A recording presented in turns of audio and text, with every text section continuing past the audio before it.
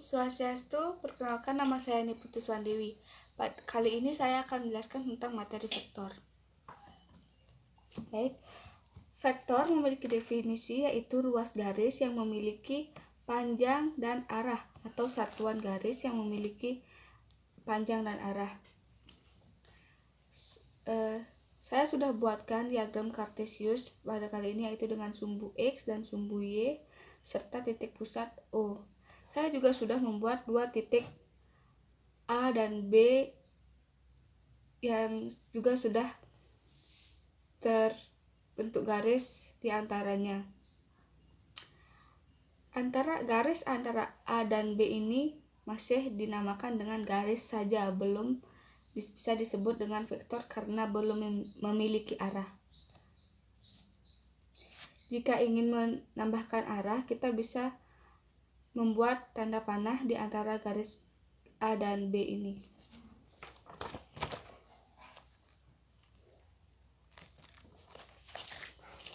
Nah, sekarang sudah bisa disebut dengan vektor. Begitu juga dengan garis O ke A dan O ke B. Selanjutnya adalah menuliskan notasi vektor. Baik, untuk menuliskan arah vektor O ke A yaitu bisa dituliskan dengan O ke A dengan tanda panah seperti ini. Jadi O sebagai titik pangkal dan A sebagai titik tujuan. Begitu juga dengan AB yaitu dari titik pangkal A menuju titik tujuan B. Dan begitu juga dengan OB. Jadi untuk penulisan notasi vektor untuk A ke B dan B ke A itu tidak sama. Jadi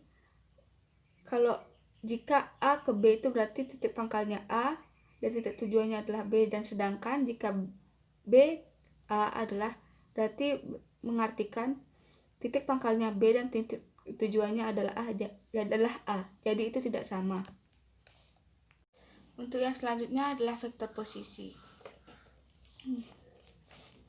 Jadi vektor posisi ini adalah untuk menyatakan vektor yang dimana vektor posisi biasanya adalah vektor yang pangkalnya itu di O seperti O, A, dan OB. Untuk menyingkat OA ini kita bisa menggantinya dengan A kecil dan juga diisi arah tanda panah ini. Dan begitu juga dengan yang B. Kita bisa menulis dengan B kecil.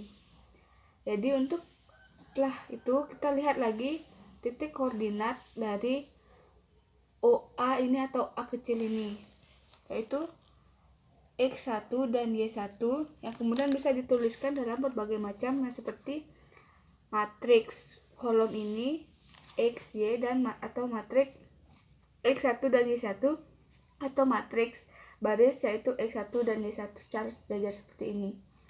Dan juga dalam bentuk vektornya yaitu X1 I dengan tanda seperti segitiga tanpa alas itu dan tambah Y1J. Begitu juga dengan yang B yaitu X1 Y1 X2 Y2 X2I plus Y2J. Selanjutnya adalah vektor non posisi.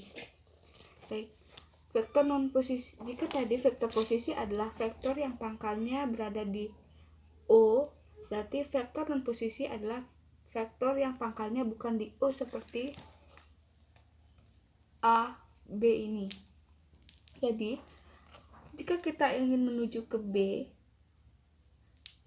dengan melalui titik A, berarti kita harus melewati dari titik O dengan melewati titik A yaitu ke O, ke A, dan AB. Jadi sehingga OB sama dengan OA plus AB. Tadi OB sudah dinyatakan dengan B kecil, sehingga B kecil OB atau B kecil sama dengan A plus AB.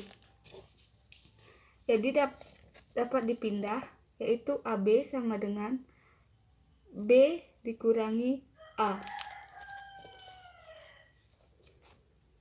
Selanjutnya adalah penjumlahan dan pengurangan vektor. Ya, untuk penjumlahan ada 3 metode, yaitu metode segitiga, jajar genjang, dan poligon. Nah, itu seperti berikut.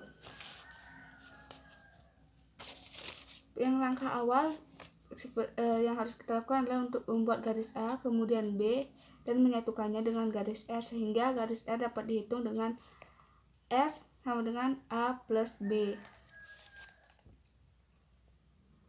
Begitu juga untuk jajar genjang. Untuk menghitung vektor A, kita dapat menjumlahkan vektor untuk menghitung vektor R, kita dapat menjumlahkan antara vektor A dan vektor B.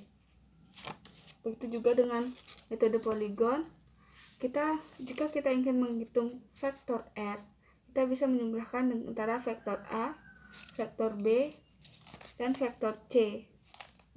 Dan untuk pengurangan, apabila ada pengurangan vektor A dikurang vektor B, maka kita harus membuatnya dengan cara vektor A ditambah minus vektor B, karena ada perlawanan arah saat di vektor B ini. Baik, sekian penjelasan mengenai materi vektor dari saya. Saya tutup dengan Parama Santi. Om Santi Santi Santi.